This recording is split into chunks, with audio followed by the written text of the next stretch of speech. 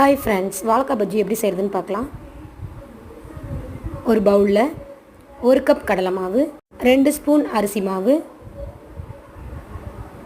1 spoon மிளகாய்த்தூள், அரை spoon பெருங்காயத்தூள், 1/4 ஸ்பூன் சோடா உப்பு, அரை ஸ்பூன் உப்பு சேர்த்து எல்லாம் மிக்ஸ் பண்ணிக்கணும். கொஞ்சம் கொஞ்சமாக தண்ணி விட்டு மிக்ஸ் பண்ணிக்கணும்.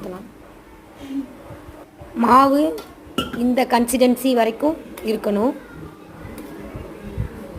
வாழைக்காயை இந்த மாதிரி கட் பண்ணி எடுத்துக்கணும். ஒரு கடாயில் தேவையான அளவு ஆயில் ஊற்றிக்கலாம்.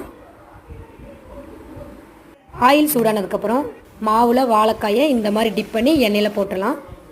நல்லா பெரட்டி விட்டுக்கலாம். பொன்னிறமாக பொரித்து எடுத்துக்கலாம். சுவையான வாழைக்காய் பஜ்ஜி ரெடி. தேங்க்ஸ் ஃபார் வாட்சிங்.